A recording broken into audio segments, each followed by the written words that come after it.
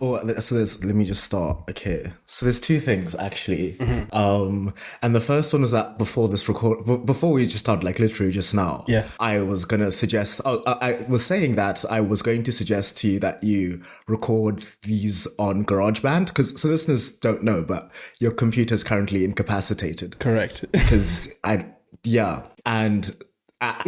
have. Let me rewind. Your computer's incapacitated, and for the last two episodes, I guess this episode and the one before, and the one before that, right? 11 and 12. Yeah, because I'm editing 12. Yeah. You've been recording through your phone and you've been using the voice memos app. And I had a thought that I was going to suggest to you that you record on GarageBand so you could export the WAV, instead of an M4A. Yeah. And then I decided to not do that because I thought you didn't have gigabytes to spare on your phone. Yeah. To which you replied, I have gigabytes. I have 250 gigabytes. I was like, is that not enough to spare? Well, you didn't just and then say you that. laughed. I did. Explain yourself. Why is that so hilarious? You said you have a lot of storage. You didn't say, you're like, it's surprisingly big. And I was like, oh, it is like, then you're like, it's 256 gigabytes. And I laughed because like, that is the base storage on the iPhone now. That's not surprisingly big is why I laughed. I need to call this elitism out. Listeners, we need to acknowledge this elitism, because what the fuck? How am I supposed to know that? I don't know this information. Okay, let me just air my dirty laundry out on this podcast that we've all agreed and consented to be on.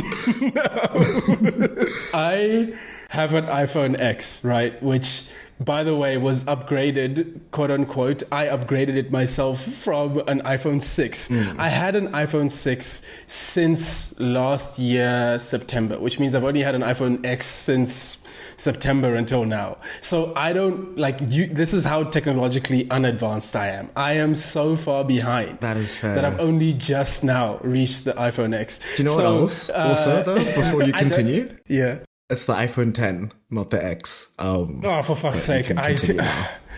Forgive me. This is ignorance after ignorance. I just want to point out, okay, because this is elitism happening. I just feel like we need to call this to all of my non-up-to-date iPhone users, non-up-to-date cell phone users in general, or tech users. This one's for you. Hopefully you guys are part of my team. I'm going to put a poll. Actually, I'm going to put up a poll, and I know I'm going to lose. So this is one of those things that's going to be like, just kind of like a defeating, a self-defeating thing that I'm going to do. But I'm going to put up a poll on Instagram to basically see who gives a shit and who doesn't mind about like their tech being super up to date. Or maybe I should do whether 250 gigabytes is actually a lot or a surprising amount. Yes, that one's a better one. Yeah. Yeah, because I'm just like, I couldn't survive on 256 gigabytes. I literally could not like that's wild to me. My phone's a terabyte. My computer's a terabyte. My phone's got like 60 gigabytes left. How? My Mac has, I think, it's around 200 left. I'm just like a data hog. Okay, well, I mean, there we go. Yeah, I could not survive with like 256. Yeah. I mean, I have 700 and something apps. Oh my God. I have all my music not all my music, but it's downloaded my large gym playlist, quote unquote, is downloaded to my phone in like high-res lossless quality, which is very unnecessary because I only listen to music via Bluetooth, and Bluetooth compresses the high-res lossless audio down to 256. So maybe I could just, but no, I don't want to. Oh my God. And also, and on that actually, I wanted to get a new pair of headphones, not the ones I'm using now. I want to get the AirPods Max, and I was waiting for the AirPods Max 2 because I was hoping that they would be updated because of, be updated and that they'd gain some features that bring it to feature parity with the Pro 2, like adaptive mode and conversation awareness. And Apple did release AirPods Max 2, I guess, or they released an update to AirPods Max. They now have USB-C and they're in new colors. So they didn't fix the things that I wanted. And on top of that, but I'm going to have to get it anyway. And but on top of that, apparently you can't use them to listen to audio wired anymore. Like the two, so the only way to listen is via Bluetooth. So Wow. Apple has a service in which you can stream music at high-res lossless, and their most expensive headphones, you can't even play back that high-res lossless audio. That's ridiculous. I don't know what's happening in Apple like product land right now, but that's Okay, I have a very interesting question for you. At least I think it's interesting as someone who's outside of the tech world. You might think this is just a very basic thing. To what extent are they just throwing shit at the wall and seeing what sticks now? Because it kind of seems like their innovation is not very innovative at the moment. Like it's a fresher version of what already exists. Like nothing is ever as like striking as I suppose it used to be when they used to make the shifts between like the sixes and the whatever's down the line. Yeah. So like, do you think that's what they're doing? Because this, what you just pointed out, seems like a bit of a toss in the dark. Like they just like, let's see what happens. I don't know if it's necessarily like throwing shit at the wall, but I think it's just like maybe there's an actual update to the AirPods Max like on the way, but it's not ready yet for some reason. But they don't want it to still have the Lightning port. Because I think now all their products charge with USB-C. So I think that might have been like the reason to just do like a mid-cycle refresh with some new colors and some whatever. But in general, like, I mean, you're talking about phones. Oh, we were talking about phones just now. And like the year-on-year improvements are getting smaller. Because there's less of a difference between like last year's iPhone and this year's iPhone. And in the past, let's say when we were in high school, I think there were much bigger differences between the years. Like, I mean, you've got the 10 now. Before that was the 8 that had the home button. You know, we lost the home button. And then like there was a lot more to so I think that is like a general thing in the tech industry. I mean, you have like you've got like AI, etc., and like these tools that are being integrated into our lives whether we like it or not. Planet be damned. But and also like people's livelihoods. I mean, what happens when anyway, that's not this episode. That's not this. We need to do an actual episode on that. But I'm with you. But I at least I don't know if that is how I perceive it. Rather, let me just not. Someone can step in and say that like, no, actually you're missing this. But that's at least how I perceive it. That like the pace, the rate of innovation is slowing.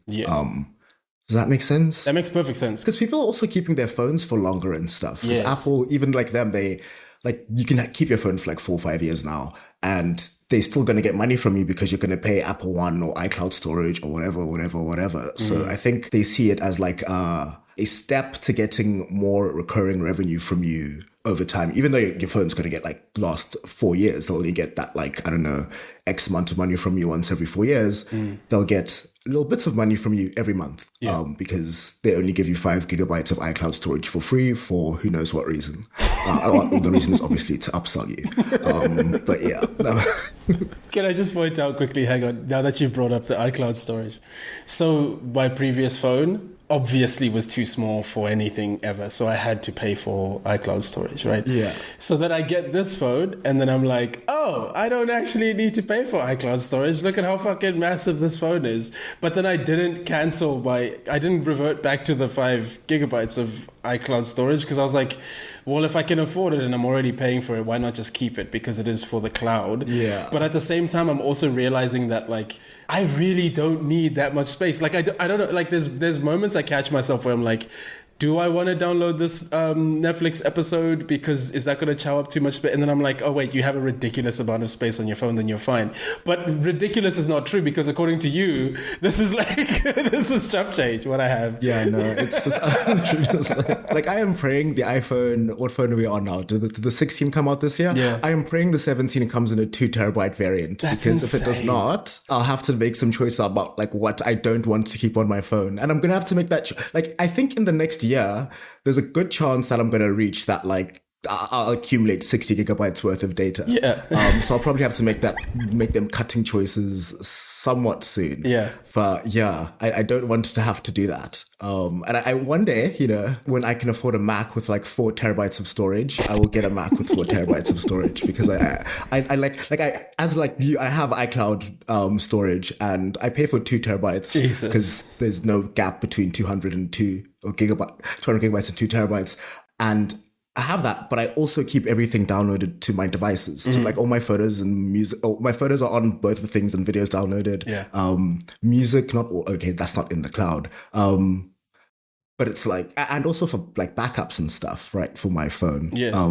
So while I can, I guess, use this iCloud storage to not keep everything on my phone, I just don't want to have to wait to look at a photo. I don't want to be able to like any random picture or video at whenever last I viewed this thing. Maybe I last viewed it literally the day I took it, and that could have been in grade 10 because I've got all my photos from grade 10. Like that's when my history starts. So like I just don't want to have to wait if I like a randomly just want to like see what's happening. I just want it to be like there. So that is a price I pay. I just think, okay, because this is truly fascinating to me. I assume I've lived the way I've lived precisely because of the lack of space I've just had in general. My laptop also didn't have a shit ton of space, so I had to like get hard drives and like, you know, back shit up that way. And then I obviously do have a OneDrive account, but that's like connected to my like university stuff. So like that is helpful as well.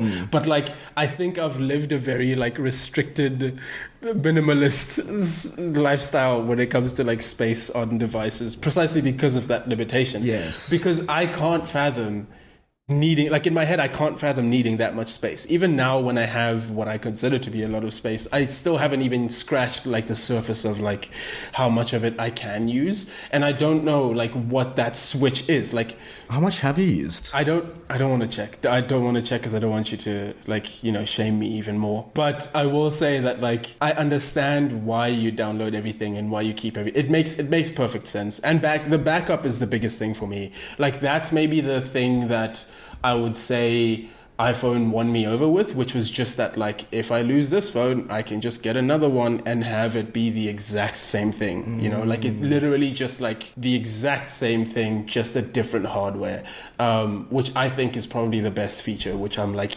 I'm truly grateful for this, because it doesn't mean that like I'm having to start anew or start fresh or whatever.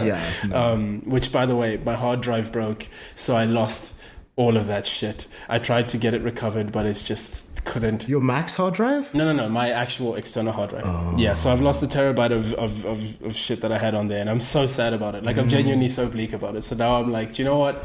Maybe you're selling me on the idea of just like buying devices with a stupid amount of space. It is the way to go. You like, there's one less thing to, everything is on one device. It's there, right? You know, like there's no external hard drive to lose or to break or like to like, it's just there. You just have to be able to afford it. And like, that's the especially because Apple charges insane amounts of money to increase the storage tier. I think it's like, I mean, in America, because I don't know if we can configure it like that, but I think it might be like $400 per like increment, I think. So to go from like, I don't know, 1 to 2 terabytes, I think it's the 400 on top of that. And then to go again, another 400. And then again. Jeepers. Yeah, I think that's, look, no, I don't think our listeners care enough to fact check it. So I think it's fine. Very true. Very true. Yeah. Hey, listeners, thank you so much for joining us on episode 13 of the Pink Notice podcast. I'm here with Akamanjezi, who is speaking right now. Hello. And I'm also joined by Aadila, who is our guest today. Aadila, do you want to say hello? Hi, everyone. Thank you so much for having me. Thank you for being here, Aadila. It's really great to have you. So just to introduce you, Aadila is a law student at Stellenbosch University and majors in English literature and history, and also does a lot of work in terms of in the activism space with regards to the Palestinian Solidarity Forum over at Stellenbosch University, and was also a member of the Palestinian Solidarity Campaign, a member of the executive committee for 2 years, and then just a general active member for 4 years. So you do have a decent amount of experience in activism and working within that space, and specifically to do with activism towards Palestine, which hopefully will form the center or the basis of this episode and this recording. But the way we're going to keep it semi-structured. We're just kind of going to go with the flow. So we're not going to do a sort of interview question, answer, just so that our listeners also understand that as well. This is going to be largely more conversational, because I guess we're just really curious how you got to activism, your work in activism, like where that stemmed from, where that originated. And yeah, I guess I just want to open the floor up to you and just ask you really, was there like an event, like a canon event that like led you to your activism, or was it more like just something you kind of felt was always a part of you? It is a really good question, like especially when you're trying to understand how to like initiate or kind of catapult activism, especially in the student context in South Africa. But if I'm being honest, I genuinely don't know if I'd be the best person to ask that to, because I don't know if my understandings or like perceptions are the norm or should be the norm, because in my mind it is, and that's I think what has made things so difficult with activism, because I don't really see how something needed to happen ever. And in my life, I genuinely don't remember any one specific event happening where I was like, oh, I need to care about human rights. Like, look at it. It was just a general understanding of like, when I saw something, I was like, why is this so icky? Why do I feel uncomfortable? It was very clear from a very young age. And shame, like bless, like I think my parents must have had a lot to do with that. But it was also very interesting because it doesn't, I don't know how to explain this, but like basically activism, I don't really see it as like a separate thing. I see it as like just the lens through which every other part of life is forming. So like how I make my friendships, how I form relationships, what kind of things I engage with, all of that is informed by the like notion and understanding that things are not great in the world. Like I have it better than other people. Like it's just an understanding of the inequality. It's just like baseline. It's just there. That being said, like I was in predominantly white Catholic, very colonially enforced schools growing up. Like I was I was in that like realm, and I had a lot of other extracurriculars. Like I was kind of being kept busy to the point where activism wouldn't really be a thing that I do, because I have other things to like keep me busy, or like different ways to understand things, like without questioning more. I normalized a lot of, I should have normalized a lot of things based on like how I was raised. But in grade 5, I think it was grade 4 or 5, Gift of the Givers came to our school, and they gave like one of their like normal little campaign speeches and like a report back of stuff that they were doing in Palestine. And like Palestine was a discussion in our family, like constantly. My dad was a very big anti-apartheid freedom fighter. Like my parents are quite intellectual in certain things, so like there was a discussion. And then like I came home and I was like, listen, I'm going to explain the whole history of this, because I've been hearing things, we've been having opinions, but these are statistics that I heard today. And then I was like, I'm gonna do this because why aren't we all? But I don't think that was what the teachers like had planned. I don't think they expected that to be taken to such a far extent at like 14 years old. But for me, it was just like, oh, all of these thoughts that I've been having, all of these things that I just thought was understood by everyone, it's understood by certain adults, which makes it like validated, and this can like continue sustainably. I don't know how successful, but like, you know. I'd like to just, before, I guess while we're still on that, how you practice your activism, has that changed over time? And how has that changed over time, I guess? That's a good question. And it definitely has, not just because of like the circles that you're in, but also with like you understand more and more working with organizations, you get more experience, you see how the dynamics work, and then you also kind of get enough, I don't know to say experience, but exposure to step back and see what is most effective, what is kind of not a loss, but like you have to look at what resources you have, be it capacity, like emotional capacity, intellectual capacity, research, and like just learning how to be more effective, I think has like changed my activism. But also it's always been circumstance based. So when I was in high school, a lot of my activism had to do with high school stuff.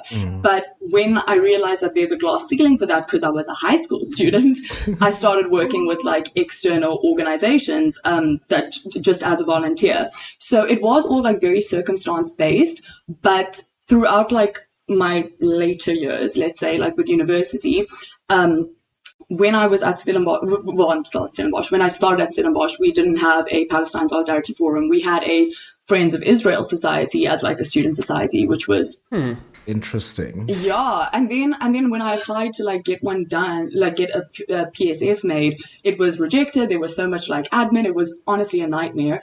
But that was just trying to bring activism into the uni sphere, because I was in the uni sphere, and that's what I saw like missing. Activism isn't about like making sure you have your space, but it's like seeing what the space is in front of you and then just seeing what it needs. And you should be able to adapt with that, because that's what makes activism sustainable.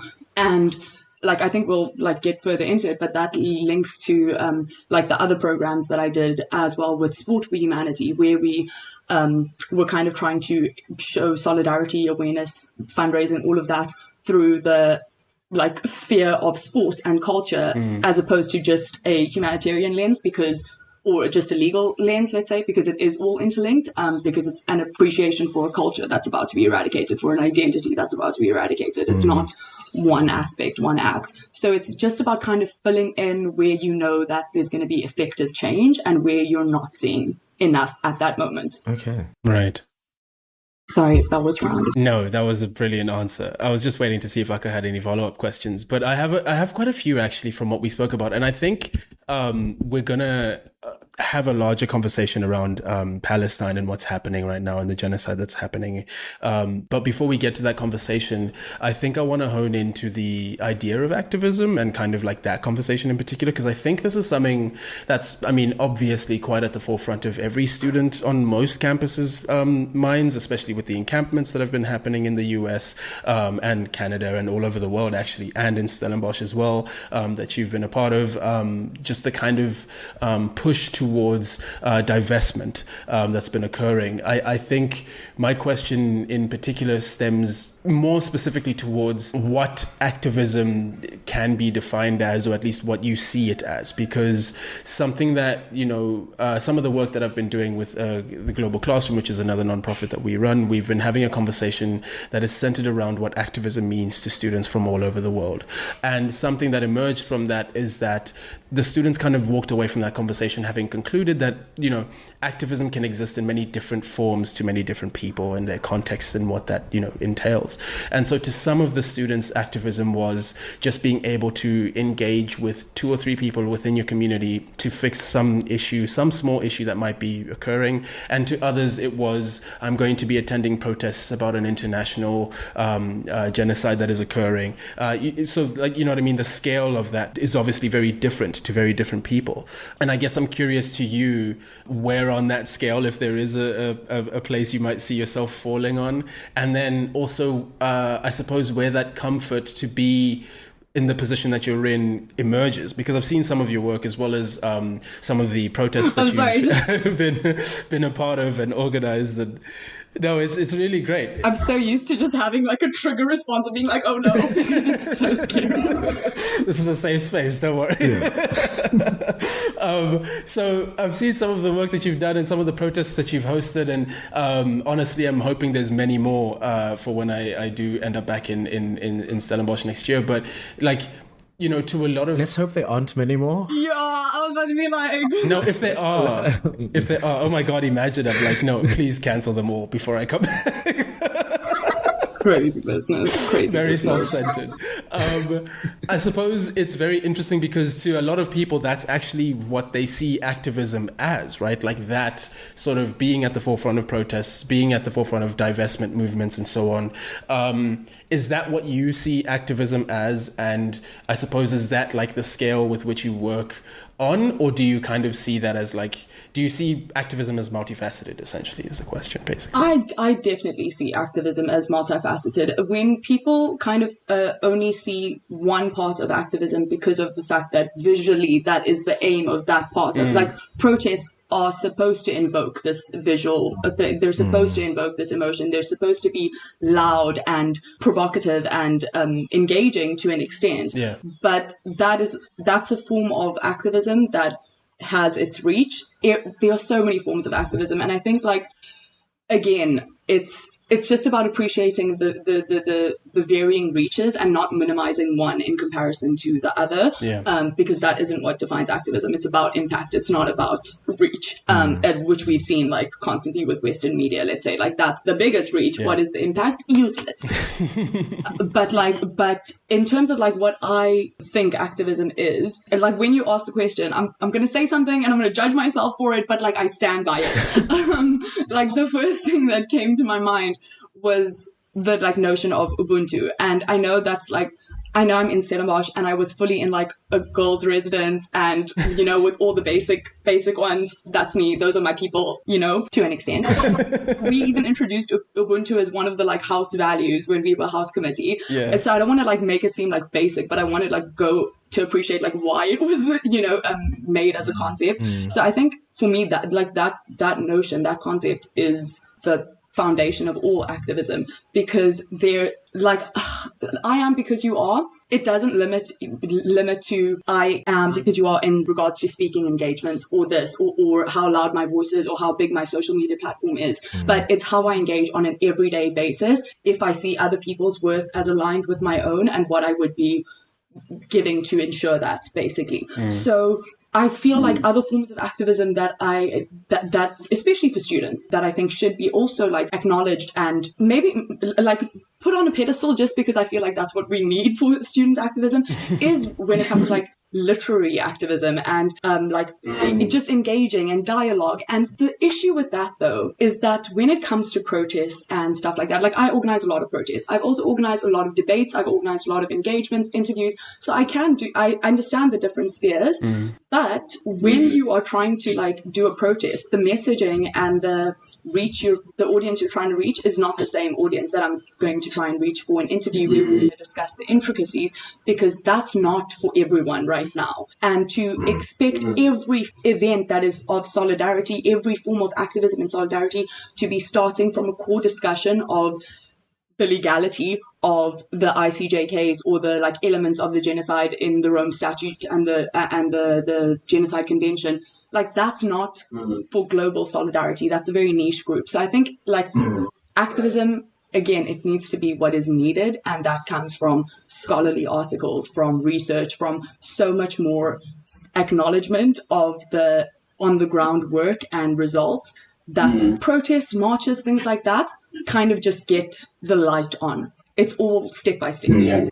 Absolutely. And I think that also kind of adds to, I suppose, a larger conversation that's happening now, obviously, with the elections that are happening in the US. I believe in a couple of days when this releases, it'll be like, like a week or two after. What's up with the Americans? What the heck? It's insane. They're struggling. Like I've never felt superior politically more than I have this year. I'm so sorry. As a South African, I have never felt better than everyone else. Yeah, just kind of watching this. And I'm not saying, obviously, GNU and all of that. I'm not saying it's great. I'm just saying it doesn't take a lot to be superior to America right now. Yeah, you know. No, I hear you. I mean, Aka and I have had this conversation before, where it's like we've kind of noticed that, like, you know, regardless of who they're voting for, they're both genocidal. I mean, Kamala's currently obviously in power at the moment, so it's not like, you know, it's not like she's going to do some massive shift towards the policy that's been happening. In fact, if anything, we've been seeing that she's pretty much just going to be as strict as Joe Biden has been. Like, there's no real shift or change there. She's like she's 10 toes in, like committing to like things that she said, where I'm like, girl, that's a criticism. What do you mean you're repeating it? Yeah. Like, for example, I was watching an interview, and forgive me, but honestly, American politics, even though that's like the most saturated form of like coverage that we have of politics in the world, I find it so difficult to understand. Oh my God, I find it so difficult to understand,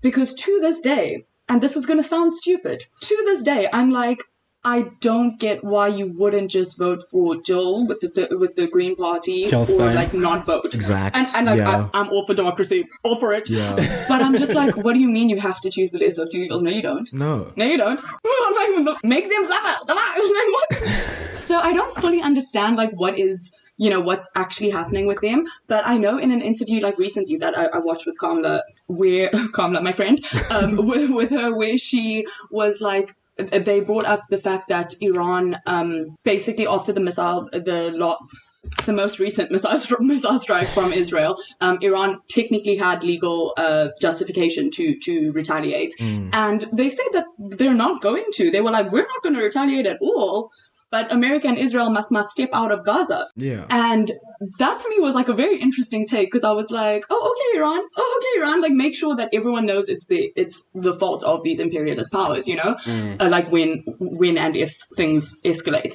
But when she was asked about it, Iran's response was completely legally justifiable. That was something that legally is justifiable. Yeah. And she was like, they better not do it. There will be so many consequences. I'll keep you posted. There'll be so many consequences. We will always defend Israel. And I'm just like, but you just said you're going to defend them from the law. Yeah. Why make laws? Why make laws for fun? Yeah. No, their record on, not even their record, just more sort of I don't think it's ever been more clear that international law is merely a suggestion to them. It's something that they created for other countries to follow, but it's not something that they were like, this isn't, it's kind of like when your parents are like, hey, there's rules to the house, and then you see them break the rule, and they're like, yeah, but we're adults, so it doesn't matter. It's kind of like similar to that. It literally is. Yeah. But even to your point about Jill Stein, and Aka, you were going to mention the duopoly that kind of exists there, right? Like, it's pretty clear. Because, I mean, I think what I've observed is that it's very much like, or they think that because you have to, I guess, win enough seats in the state, then you get all the whole electoral college system. Yeah. I feel like a lot of the population thinks that they're wasting their votes if they don't vote for, if they vote for the Green Party. And everyone is just thinking that this will happen, so no one does it. But if everyone just voted as, like, without thinking what everyone else is going to do, like, just vote for what you think is the best thing, maybe they wouldn't be stuck like this. You mean like what democracy was intended to be? Oh my God. just maybe, you know? No, but you're completely right, because I read something the other day.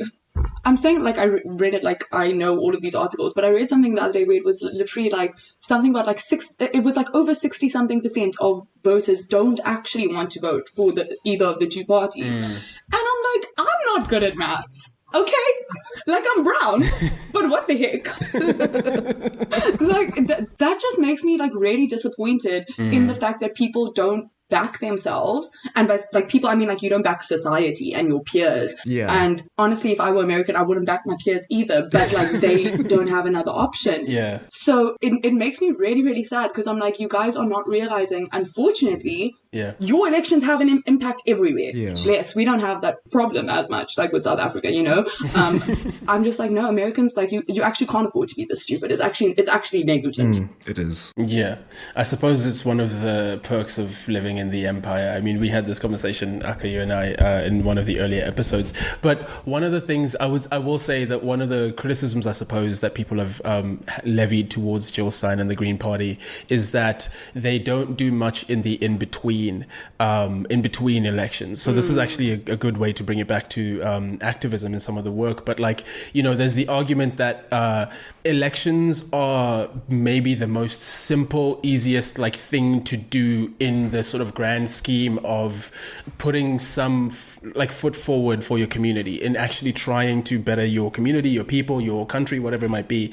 And so obviously one of the criticisms that's levied towards the Green Party is that they just don't do enough. They just pop up every 4 years and then say something. I'm very much still on the, you know, sort of opinion that like if enough of you voted for the Green Party, it would cause enough of a stir that people would have to start questioning that sort of like two-party system that you guys kind of live in. So I'm with you there. But just on the activism portion of it, I'm a big believer in fight every battle, everywhere, all the time. Like just whatever you can do, try to do. I want problems always. That's literally what you sound. I'm a big believer in actually never being calm. Don't let them rest. It's like, so that's how I think I translate it to activism, where it's like, I suppose for many people, activism obviously exists in different ways, in different manners. But it's like, if you are able to do this one aspect that other people aren't, then do that aspect, right? It's kind of like, that's your strength. Absolutely go forward with it.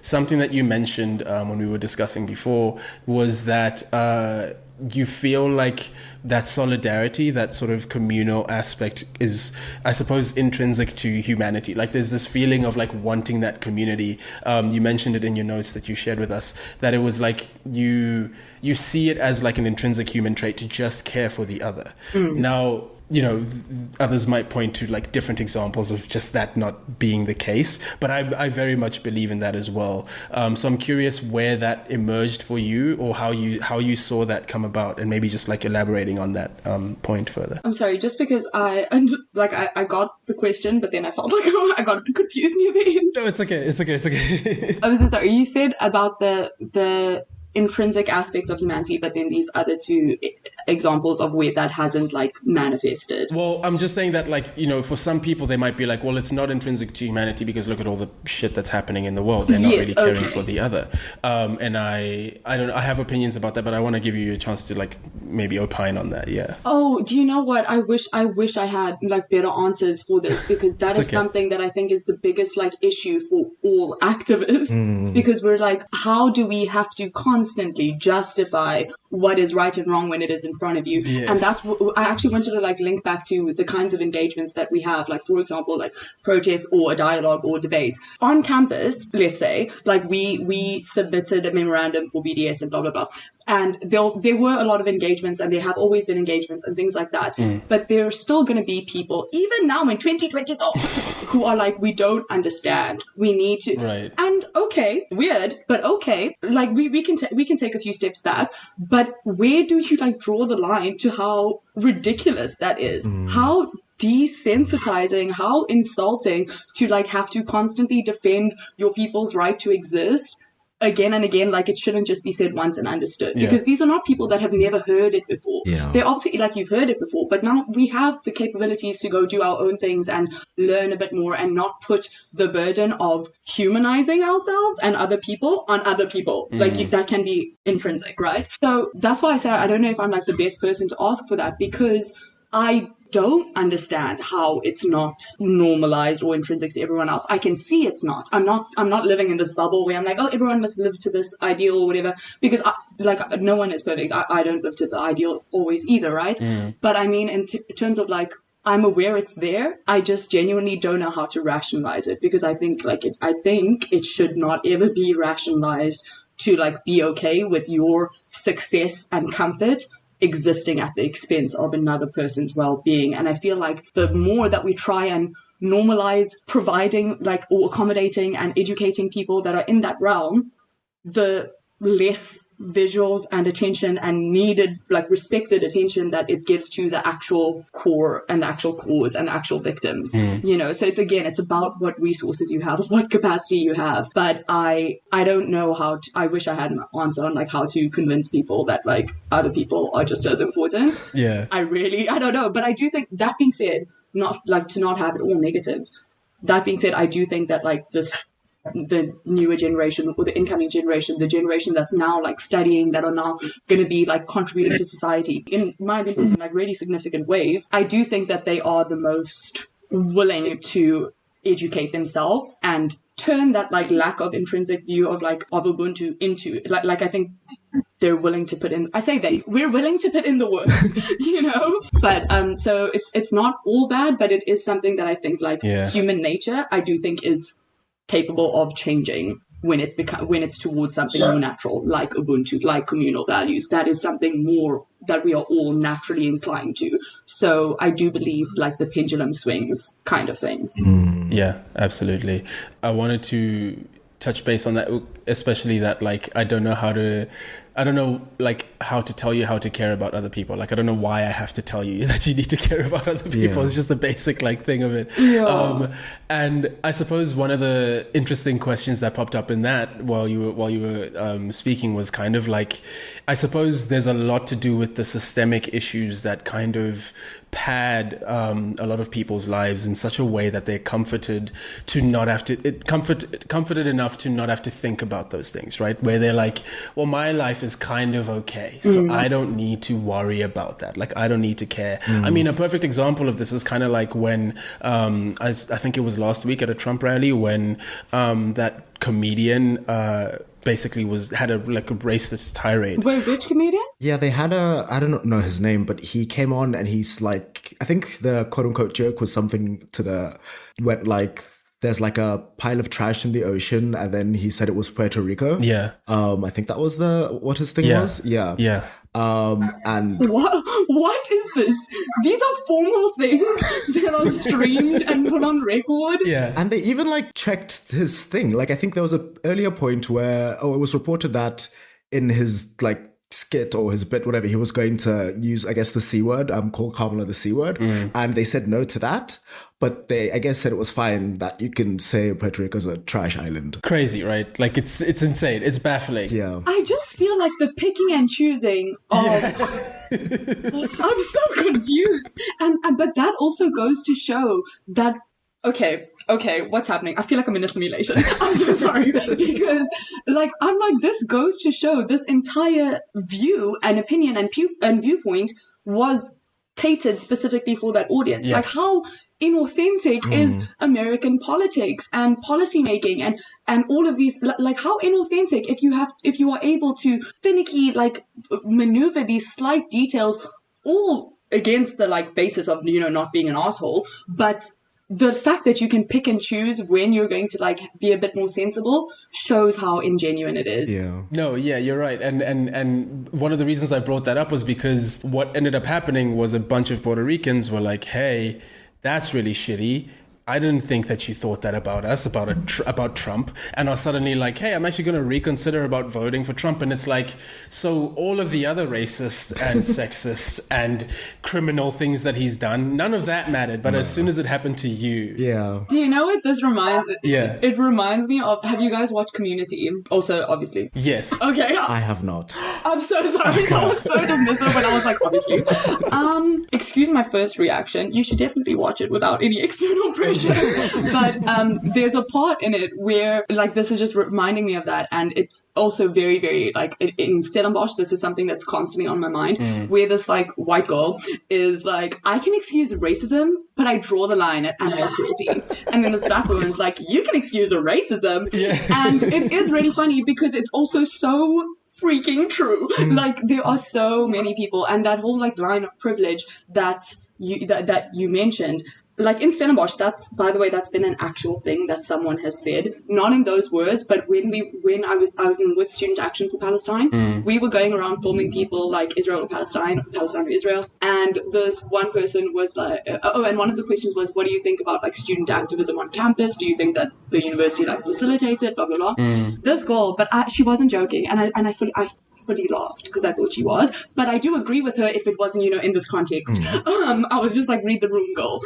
She was like, do you know what? We did such successful recycling drives on campus this month, or like a few months ago. So I do think that activism on campus is, like, facilitated really well. And then I literally thought I was being joked. I was like, I don't know if she's saying this to, like, further dig in the wound of, you know, my people being hurt, but I was like, I don't know what to say to you right now. Excuse me? Did you hear the question? Did you? Yeah. And then I laughed, and then she was like, what? And I was like, I think I just need to go. I need to go home. I'm so sorry. I need to go home. So it is like that, like, with this whole thing of, like, because you're privileged, you are able to, it's easier to look away.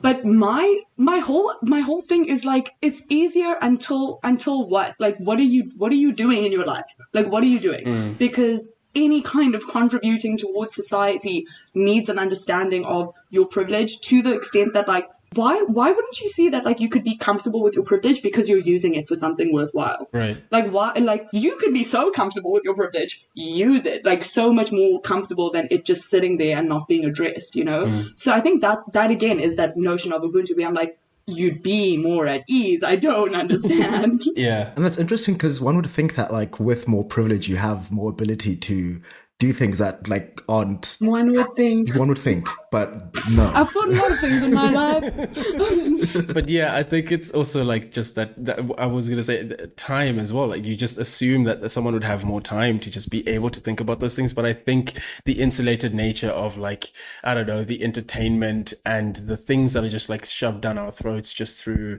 I suppose, the media and just the world in existence. Like, you can be quite isolated from things that are happening if, first of all, if you're not making an active decision to seek those things out, but then also if you're, like, actively or quite passively, like, do you know what? I don't really want to think about it that much. And you can remain relatively removed away from that, right? Even if you want to. That's why I think, even while, you know, arguments can be made that sometimes posting on social media can be slacktivism, and that you can definitely levy those accusations to a lot of people who just kind of, like, post randomly here and there. With this issue in particular, at least for the last year, I'm like, anyone and everybody who is sharing is important, because one of the biggest, I suppose, factors that Israel has been able to sort of bank on, and America as well has been able to bank on, is just the lack of knowledge or lack of willingness for people to learn about those things. So if we can kind of like shove it down everybody's throats as much as possible, that for me is like a net good in that conversation. And now going back to Israel Palestine in particular, I asked Aka in our previous episode, what his thoughts were, over the past year, and we kind of had a conversation about that. And I'm curious, like, is this the pizza in Palestine episode? Yeah. Okay. Yeah, amazing. We have a fellow listener. Yeah, I'm familiar. Thank you for listening. We appreciate it. So for you, like the last year, how has that been? What are some of your reflections on, the genocide that's been going on? Because I think for both of us as well, like we've just seen how, things have kind of waved up and down over the last year in terms of like, first of all, just how many people are hearing about it, engaging with it, actively joining protests and so on. Like the numbers have obviously shifted and increased a lot more in a very inspiring way, while at the same time we can look at that as soft power, because the hard power is that the US keeps sending money to Israel. And so, you're finding that the genocide is still going on. So yeah, over the last year or so, what are some of the reflections you've made? That's it's a very loaded question. Yeah. I just want to put that disclaimer, but valid, like rightfully so.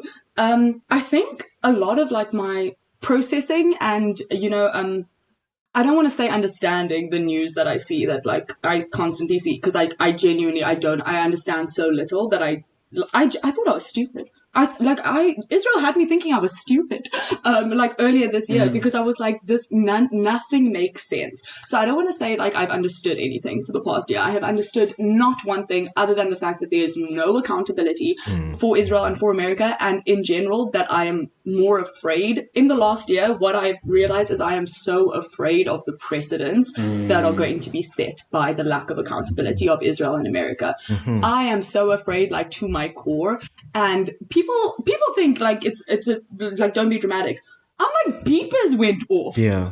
Beepers went off. Governments got to like infiltrate that level, and you're telling me we must be comfortable? Now that I know that Israel can do that and America, no. So I feel like overall, I just want to say I'm more freaked out than everything else. Yeah. But a lot of my like processing was informed by whatever exposure I had before this most recent genocide happened, because I've been involved in activism with Palestine, like I said, since I was literally a kid, and I have like friends there, I have family relatives there, and I don't want to say like I was a bit more distant from it, but like the past year made me realize that like even though I thought I was so involved, there is always more pain to be felt and always more loss to be felt. I don't know if that makes sense, but like the fact that loss can be so hectic is all I've understood. Yeah. And in the last year, when it comes to the genocide still going on,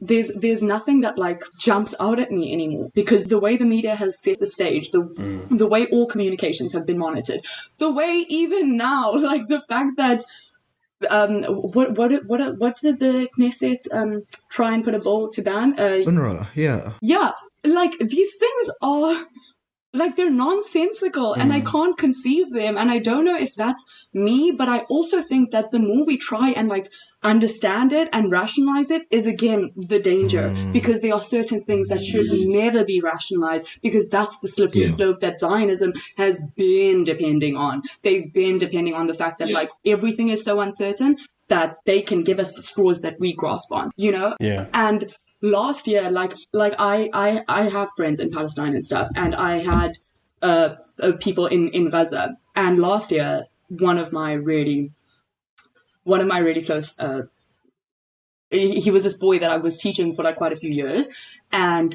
he and I were very, very close, like to the extent where I'm like, he is my brother. Like when he'd introduce me, I'm his sister, and his parents and I were very close. And he was killed by Israel in November last year, and he was 11. Wow. So like from there, that was so close to the start of this that I was like, everything else, I was just like, oh, which I don't think is like a good response to have. But the fact that they started on such a severe note, for it to only get worse, I don't want us to think that it ever like got better. But the fact that they started it on such a severe note kind of just prepared me for the worst, which is disgusting because who am I to have to be prepared? Like these are people being displaced, people being murdered, like all of this stuff. But for example, this boy that was killed, he was killed. I was told about it by his parents like a couple of days afterwards because they were struggling with the connection and stuff. And then a week later, the family's relative who lived like nearby told me that the whole family was now killed. And this was like not even the span of a full week difference. And the only response was like relief, which is so gross. But I was genuinely so relieved because it was, first of all, it was the baby boy like of the family that had been killed. Like you see the toll it takes on a people, and you're just like, okay, like we'll take the blessing and relief, I guess. And that's why like we have this whole concept of like martyrdom, because what else is this like lawlessness? So in terms of that, I just feel like everything that's been happening, other than like just making me constantly more afraid and like insecure in humanity going forward, there are some parts that I find like I hold a lot of hope in. When I see the student activists from America to South Africa, like when I see all of that, it is a light, but I don't want to like I don't want to take away from the fact that people, that's there's a ceiling, there's a ceiling, and I feel like that's what people forget. And I think a lot of the time with activism, we distract ourselves. Like I found, I've been called out by a lot of like by my siblings, for example, where they see like if I'm putting so much into this, and it does come at the expense of a lot of other stuff. It definitely does. I've had my fair share of like emotional, legal, psychological, and academic issues because of this stuff. So when they see that, they do like have issues, and they're like, this level, this commitment. I want us to like realize that can't really be given into at this point. And I think that's the like issue with student activism, is because of that like ceiling that's created, because it doesn't accommodate for the loss that is so consistent. Yeah, absolutely. Thank you for sharing that, by the way. And honestly, we're so apologetic about everything that first of all, that family had to go through. And he was a funny guy. He was a funny little kid. Do you know, this is like completely separate, but this is not even funny, but he used to think he was really funny. And like when we'd have our video calls, I used to teach him English, and bless him, he would try and teach me Arabic. But he wrote a joke on his arm before he was killed, like when he was, because it was that whole thing of preparing to have your body found in general. So when his like parents' names and stuff were found on him, and his older brother's name, he also had a joke written on his arm. What the heck is this? What 11-year-old child is behaving like this? And I'm like, this is because literally like these kids are the most. They're just light. They're just light. They're that intrinsic care for other people that you see. I have never ever in my life seen it more than with Palestinian kids, especially in Gaza, and then activism in South Africa, literally working in the townships, you see that aspect, because and I don't know if it's come from like the shared, struggle of being under like an imperialist boot, but it's the most like glorious thing to see, while also being the most like sickening thing to see. But his joke was, knock knock, who's there? And the next line was like, no one, there's no door, because in Jannah, it's like the heaven, it's gates of Jannah, not a door. So he's like, why would you knock on a gate? And I was like, that's not a funny joke, why am I laughing? I don't know, I think you can see the humor in that, at least that, in that moment. That's just really tough to like hear. And like, I suppose just literally from just hearing you speak, there's this sense that like, one of the biggest things that's been occurring, or at least one of the biggest things that occurs, especially when it comes to colonization or occupation, is the dehumanization of the people that are being colonized or occupied, right? Like a complete stripping of that. And to the degree that like even now, that number of 40,000 is being thrown around, and we know it's obviously exponentially more. Like, I mean, it's been 40,000 for how long now? It's been the same number. Yeah, exactly. Literally, how can you be having like a few hundred deaths, like kills a day, and then it's 40,000 for 2 months. That's I call bullshit. Yeah. No, it doesn't add up. And I think that's one of the things, right? Like it's stripping Palestinians of their actual humanity. Like these are people who live their lives and genuinely enjoy existing, but have struggled so long. And just the past year has just exacerbated that tenfold even. Like it's just made it so much more difficult and so much more challenging and so much harder. And I suppose it puts things into perspective of like, trying to be, I suppose in a way, trying to be an activist in that space and trying to like do as much as you can like removed from that, because obviously not everybody can just go there and try to do their best to help as much as possible. Have you gotten a sense of like, I suppose from what I've been hearing, have you gotten a sense of like not detachment from an emotional connection, but a feeling that you're detached from the space in a way that like feels almost helpless, where it's like, I just want to be there. I just want to help you. I just want to do something. But yet, there's these restrictions. And how much has your activism, I suppose, in a way, aided that, I guess, I think, that's a really actually important thing to discuss, because I think at the start of, like from October last year until now, so many people have had to go through that cycle.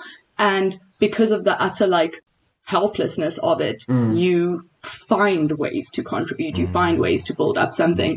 I don't know who did that, said that saying about necessity is the mother of invention or something like that, where in October I was like, I need to be there. What am I doing right now? Like, and there was so much like guilt and responsibility attached to it, even though that's so like misplaced. There was a lot attached to it, but it's also about effectiveness. What am I going to do there that's going to be more helpful to what I can do externally? Because no one's getting in, no one's getting out. Who am I to think that I can break a siege just for like my part of volunteering? So I think again, it's about understanding your role, and unfortunately, like sometimes how much we feel it's not going to ever feel like we're doing enough. Like we're going to feel like it's not proportional. We're going to feel like we have to be there.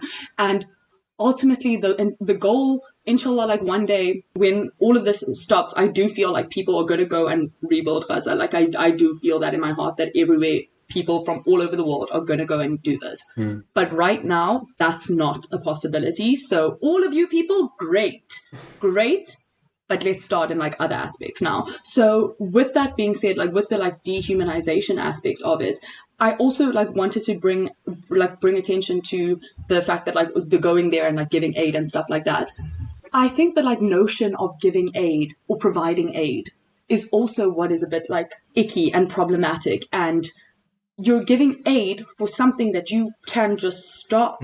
You're giving aid to keep these people on a leash. You're giving aid to show them that you will always give them tractors, give them their land, give them farming materials, give them the stuff that they need to sustain themselves. Do not go give them a fucking loaf of bread. Like that's insulting, and that's what leads to revolutions. Stop sending Israel weapons. I mean, exactly. You want to dehumanize a people to such an extent. This is the way to do it, by showing them that their existence is conditional on your feelings, whether or not you feel like they deserve to live that day. That's the like biggest aspect to me with the past year. The dehumanization comes from the fact that everyone is so aware that Israel, like a light, can turn out Gaza. And it makes it easier to dehumanize Palestinians then, because you're not going to feel as much of the responsibility. And I don't know how to combat that, because you can't, like, it's all going to be in retrospect. Can I tell you, in like 10, 20 years, people are going to be commenting on the fact that the world dehumanized Palestine to this extent, and how did we get away with it?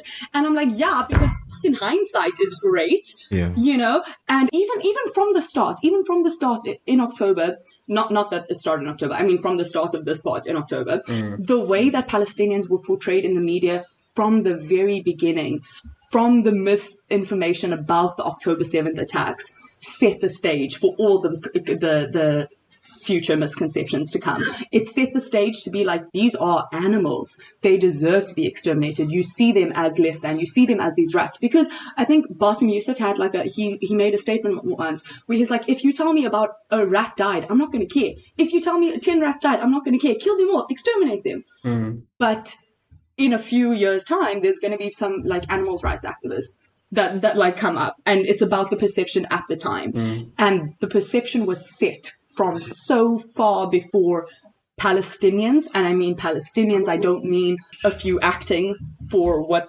whatever. I mean, it did not give Palestinians a chance to be human, to ever be viewed as that. Yeah, I honestly don't think there's much more we can add to that. I did want to give you the space to also just quickly, or maybe in a more lighter note, speak about the work that you did with the Sports for Humanity when you brought the Palestinian football team down. Oh, I love talking about that. Oh my God, I love it because go for it. like a lot of the time, like my work in activism, I don't say what was like non-enjoyable, because these things shouldn't be enjoyable, but like you should, make it work. But it was very disillusioning in a way, because it was real and it remained real. But then someone just met me and they were in charge of some sports stuff, and I know nothing about sports. I know so little about sports. Oh my God. I had to start like Googling soccer like terms and rules and things, because these team players were like asking me, they're like, oh, did you see that? I was like, what was I looking for? What was I looking for? Yeah. But anyway, so when I was approached about this, it was just about like my communication and like setting and like writing the memorandum of agreements and stuff like that for the Palestine Football Association. But that being said, I also have like, there's a lot of layers when it comes to NGOs or any kind of humanitarian organizations. But what the point of Sport for Humanity was to show solidarity and show community through the realm of sport, and push for a complete isolation and boycott, divestment, sanction in the sports realm of apartheid Israel. So it's, when I think of BDS, I do think sport should be a part of it, just because culturally it is so important. We saw it like in every World Cup. We saw it now with the Olympics. Like, it is really important. But I do believe that like I always say it, only complete isolation and like shunning of apartheid Israel is what should be expected. Legally, socially, financially, economically, academically, everything. Yeah. Y'all bitches are pariah. I don't know what you're talking about. Like, that's what I think they should be. So this was also part of the whole Red Card Israel movement, which was to get FIFA to red card Israel from participating, which has been like tabled and all of this stuff. But yeah, so basically we got to reach out to the PFA, a Palestine Football Association. They had the national team that was they were doing the Asia Cup, I think, in Qatar, like before they came to South Africa in Feb. And it was really great. Like, it was really lovely to see these people that are like, first of all, they were really like chuffed with themselves from the Asia Cup. So they were all like on a bit of a high, but you could also see that there was like a weird like dichotomy, because so much of like their family is in Palestine. Their family members are suffering, things like that.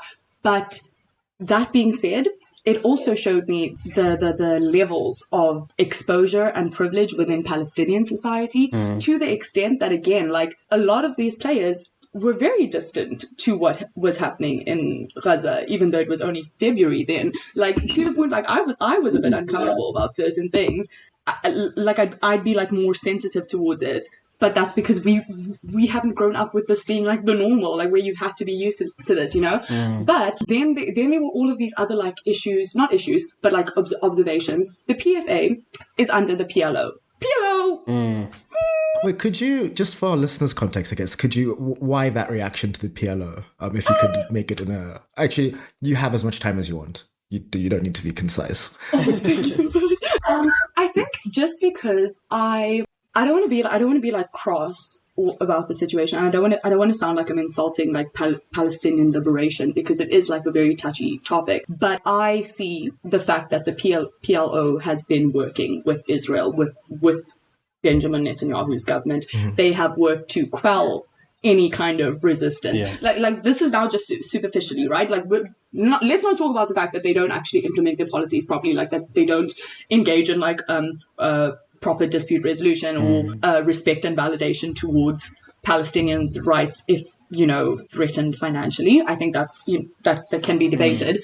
But in terms of now, in February is when I saw them. We had members of the PLO like coming with the team. We had members of certain groups coming with the team, and we had ex-political prisoners coming with the team as well.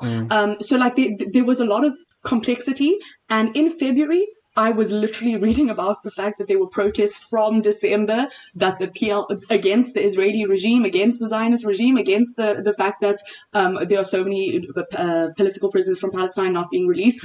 All of those protests were being shut down by the PLO. Oh. Interesting. You know, so when I would like speak to the players, even I'd be like, hello, what's up?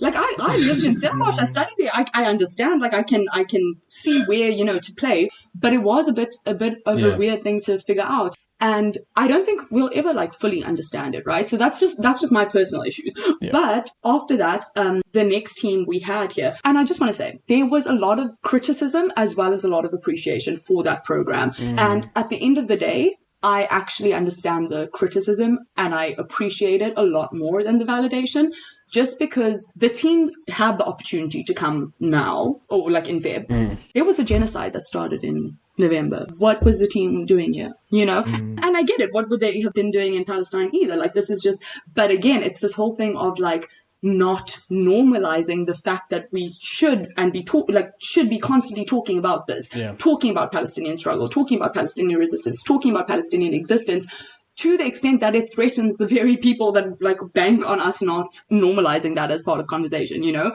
And I think like there's something I want to like touch on like later with it. But when I understood the criticisms, I knew like ultimately what the goal was and how it did put like the bill on the table for FIFA and all of that stuff. Like I do understand the intricacies of like playing politics, but then the next group that we had an opportunity to bring was a lot more my speed and my understanding, because it was a refugee team from the Laji Celtic refugee camp in Jerusalem. I'm like, I just blanked. Yeah, the Laji Celtic camp. And all of these people, all of these team members, they live in a refugee camp. It's about, I think, 5 kilometers or something distance-wise. And they have like thousands and thousands of people staying there. And it's all apartment blocks. And it's just kind of how refugee camps have been made into these compounds, into these like lifestyles and this. Every single member of that team, and they were ranging from 18 years old to like 30 something, every single one either themselves had been in prison as a youth, as a minor, or as an adult, or have family that have been killed or are currently in prison. Every single one. Yeah. And even with this group that came, and then we had a lot more like political engagements, a lot more humanitarian engagements, because again, their exposure was different to the levels of privilege of players from a Palestinian national team, for example. Yeah. So it was very interesting. But like the political prisoners that came, I think is what I appreciated more than everything from all of these programs. Although, yeah, sports is great, whatever. These political prisoners are ex-political prisoners. I'm going to listen to them a bit more than, you know, watching a game. Yeah. But there was a guy, Uncle Kareem Yusuf. He was the longest serving Palestinian prisoner in Israeli jails from the time he was, I think, 20 to 60 something. He got released last year in November. That's insane. In November. Wow. Wait, no. I think it was 2 months before October. But one thing that was like really like fucked up, he and I went to Robben Island together, guys. Oh. Why would I take an ex-political prisoner who just got out of jail? And I literally was like, who advised this trip? And like, we were on the boat and I was sitting next to him and like, I'm holding his hand and we're talking because like, with Arab culture, there is that like, you know, link. And he's like, I can't believe that I'm going into a prison as a free man. And I was like, Uncle, neither can I. Should we just stay on the boat? Should we just wait for them? Like, we can chill. And then he's like, no, it's good. I must go. And I was like, okay. Oh my God. And we were there and it was like very emotional. And then he video called his sister and I was speaking to her. And I was just like, I don't know what I'm doing right now. Like, what did I do to your brother? But he told me something like on the boat and I was sobbing. Like I had to leave to like sob. He was in jail from 20 to 60 something. He was in jail for 40 something years. His mom lived like a couple towns away or something, and it took like a couple days travel to go visit him. She went every single month to visit him. Every single month. Obviously, some months they won't allow her to see him, but like she went every single month. Wow. And then she passed away 4 months before his release. Oh, that's tragic. Yeah, that's... What radicalized you? That right there. And the like authenticness and like love and care that these people like he was so kind to me, and I was literally like, the way I would be so resentful and bitter and like, how do you learn kindness if all you've known is an Israeli cell? And that's when I'm like, oh shit, we are not the humans. Like, these are the humans. We're just pretending. And then that kind of was just reiterated by the next, so that was in Feb. And then with the next group, other ex-political prisoners had come, and there were these two guys. The one had spent 29 years in prison. The one had spent 19 years in prison. The one that spent 19 years in prison, his name is Samir, great guy. First of all, he studied 2 degrees in prison. I just want to put that out there. Wow. One in Hebrew and one in Arabic. Damn. And this man is fluent in Hebrew, Arabic, English. And he's like, know thy enemy. And valid, as you should. Yeah. But even like him, and he got married in September now. Like, he just got married. He was released a couple of years ago. He just got married. Then there was another guy, Uncle Khalid, who was released as part of a prisoner exchange, I think in 2015, if I'm not mistaken. He was actually sentenced to like a couple life sentences for resistance, and his wife was killed in the thing that he was arrested in. And they were only married for like 2 months, I think, before she got killed. And then he was in jail for 29 years. And now he's out, and he has like a 3 like kid children. He has like baby children, because that's like when his life got to start, you know? And I don't know, to hear how these people engage, how they process their time in prison, how they kept sane or how they kept motivated and things like that. Yeah. When you like are speaking to them and you realize how pure it is, you kind of just realize there aren't really excuses for us not to have something along those lines of understanding. We will never have our activism and our intentions be as pure and as like valid. We will never, like, that's human nature. Even behind activism, there is like a selfish element of like just wanting everything to be the way you experience things, you know? So like, I do get that, but because they haven't actually experienced these freedoms that, like, for example, I'm in South Africa, I'm so like, I take for granted a lot of things, but they still have that like motivating them. It's crazy to me. And I think that to me was the best part of those programs, because they came with the teams, they watched the football, we played like game. Okay, we watched games, we didn't do much physical activity, but like they knew that communicating, like regardless of the reason that we're here, that we were brought here, this is what we're going to talk about going forward, because it's about capitalizing and taking advantage of every opportunity to understand Palestinian struggle, to normalize it to the extent that like you see the intersectionality of all kinds of activism, because you see the intersectionality of the oppressor, because the oppressor it's not just a man. It's a white man, a straight white man. You know, there's so many links. And to understand that intersectionality will then like influence your intersectionality in other regards. I don't know if that makes sense. I hope it does. No, that makes perfect sense. So yeah, we just wanted to say thank you so much. Thank you. For not just that work, but just being here and taking the opportunity to speak to us. Like, this was great. This is so amazing. I'm honestly like, I'm so excited like every time I see your guys' podcast up, because I really enjoy like listening to it. And I enjoy the dialogue, cool. And I really appreciate the like space to speak in that. We're honored. We'll keep going there. And she was like, fine, I will stop. Fine. Before we let you go, I did ask you to come with a recommendation. I didn't tell Akka about this, but I asked Aadila to come with a recommendation of anything. It can be about Palestine, it can be about her work, but it can also be random. It can be a movie, a series, whatever she wanted.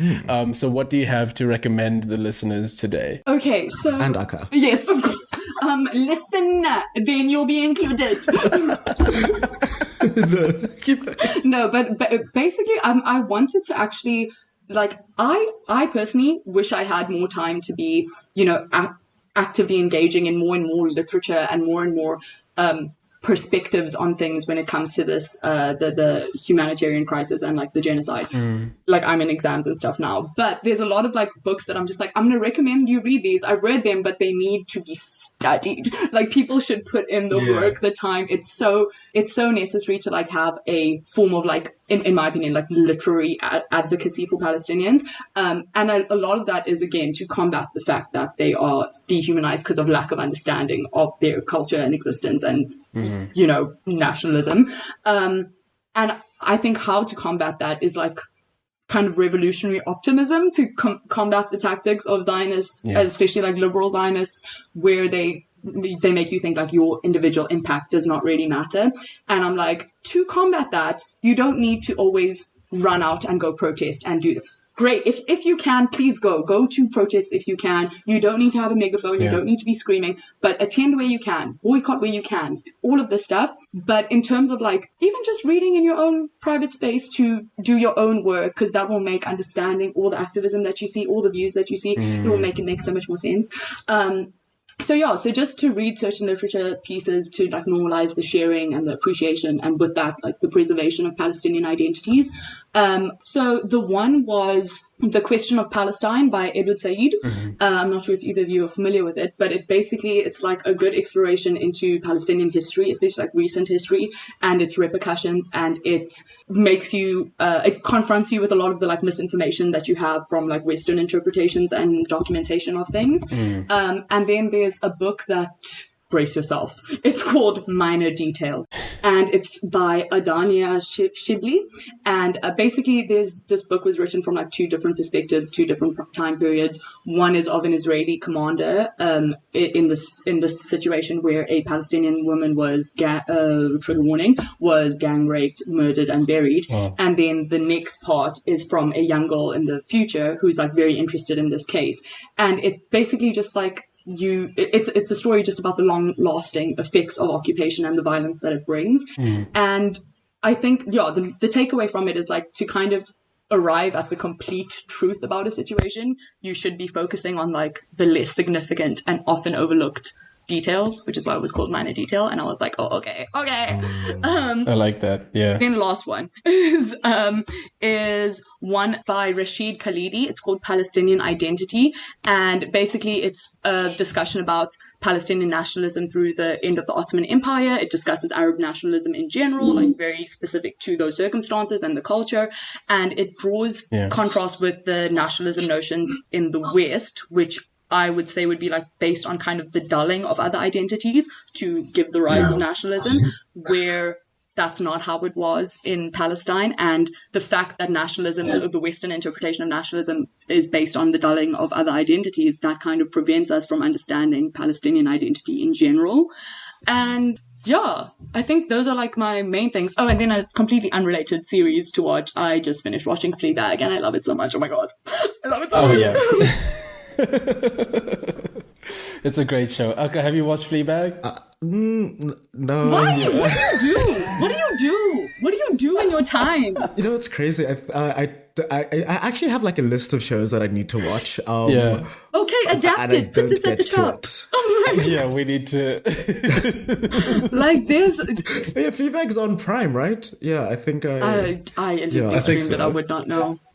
I'm so sorry. You don't even need to cut that out. I don't care. Yeah, we're very much pro-pirating here. Don't worry. Yeah, okay. I was literally like, with all due respect, Israel's watching me. I don't take anything else seriously. But so I think just thank you guys again for like, just the time and the understanding and honestly just normalizing these kinds of conversations again. And I know people get frustrated with like the fact that people are constantly mentioning these things and no one really wants to engage in stuff that makes us uncomfortable. So I really do appreciate wherever people normalize it, because I'm like, being uncomfortable is not that deep. It's just a feeling. It's just a feeling. And then you work through it and you make things better. So you're comfortable now. Yeah. Yeah. No, truly.